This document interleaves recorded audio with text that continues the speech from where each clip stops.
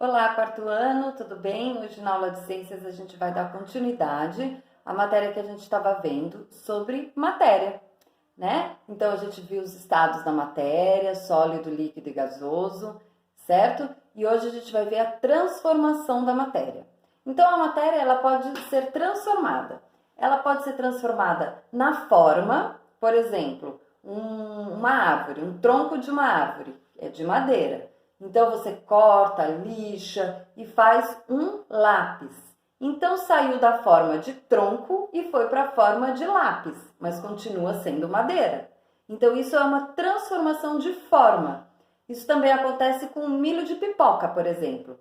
O milho, aqueles grãozinhos amarelos, eles têm essa forma. Quando você aquece e estoura a pipoca, vira aquela forminha branca. Continua sendo milho, mas a forma mudou, certo? E também pode transformar quanto ao estado. Por exemplo, se você tem um suco, que é o estado líquido, e você coloca numa forminha de sorvete e põe no congelador, ele vai virar sólido. Então, foi do estado líquido para o sólido, mas continua sendo um suco de frutas, um congelado e o outro líquido, certo? Isso também ocorre, por exemplo, quando a gente vai ferver uma água. Põe a água lá na chaleira no fogo, então a água é líquida. Quando você ferve, ela evapora, né? Então foi do líquido para o gasoso.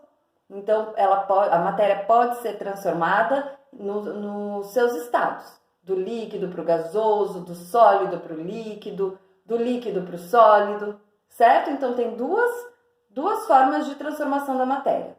Transformação de forma e transformação de estado, certinho? Tem aí umas perguntinhas na 94, né? Na página 94 do livro de ciências, sobre isso, sobre a transformação da matéria. E na página 95, fala um pouquinho da formação de misturas. Misturas é quando a gente mistura duas matérias. Aqui está dando o exemplo da água e do açúcar. Então, você pega um copo de água, que é líquido, e joga açúcar dentro. O açúcar é sólido.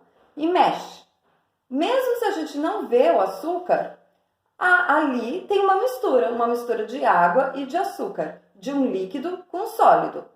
Mas também pode ser uma mistura de duas matérias no mesmo estado. Por exemplo, arroz e feijão. O arroz é sólido, o feijão é sólido. Se você coloca o arroz e o feijão no prato e mistura, ali tem uma mistura de dois sólidos, certo?